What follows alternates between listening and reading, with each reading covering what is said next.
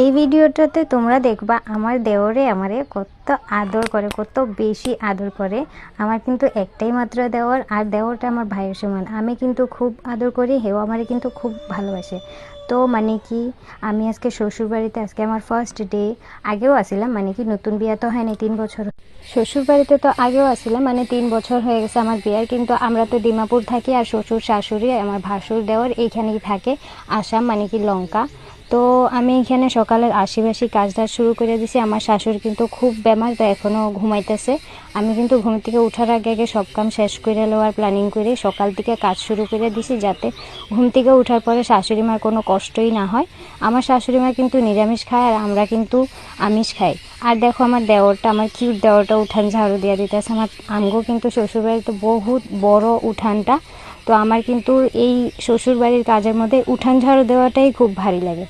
তো আমার দেওরে আজকে তো আমার হেল্প করে দিছে, উঠান ঝাড়ু দিয়ে দিছে সকাল সকাল। তো আমি কিন্তু বাসন টাসন মাইজা চুলা দুয়ার নাতা দিয়া সব কাজ ধাজ কইরা কিন্তু রেডি হয়ে গেছি। আজকে কিন্তু ডাক্তারের কাছে যাবো। এখানে আওয়ার লগে লগে কিন্তু আমার রুদ্র বাবাটার জ্বর হয়ে গেছে, আর কালকে রাতের থেকে বহুত দিকদারি করতেছে, হের খুব বেমার। তখন কিন্তু হেরে আর রাখতে পারতাছি না, আমার এখন ডাক্তারের কাছে যাইতে লাগবে হেরে নিয়ে। তো শাশুড়ি মা চুলা টুলা লেপা বাসন টাসন ধুইয়া দিয়া আমি কিন্তু দুয়ার, দোকান ঘরের দুয়ার, আমার ঘরের দুয়ার, তারপরে বড় ঘরের দুয়ার, তারপরে ঠাকুর ঘরের দুয়ার টুয়ার সব নাতা দিয়ে আমি কিন্তু এখন কিন্তু স্নান টান কইরা নিয়ে তারপরে এখন রেডি হয়ে যাবো ডাক্তারের কাছে যাইবার লেগে। আর চা বানায়া দিয়া ঠাকুর উকুর দিয়া তারপরে আমি ডাক্তারের কাছে যাইবার লেগে রেডি হবো। আমার কিন্তু খুব ইচ্ছা করে শ্বশুর শাশুড়ির লগে থাকতে, এখানে মানে কি সবের লগে মিলাঝুলা থাকতে, সেবা যত্ন করতে। শাশুড়িটারও বেমার থাকে, সব সময় বয়স হয়ে গেছে, কিন্তু নসিবে না থাকলে, কয় না নসিবে না থাকলে কিন্তু জোর করে আর কিছুই আনা যায় না, কিছুই করা যায় না।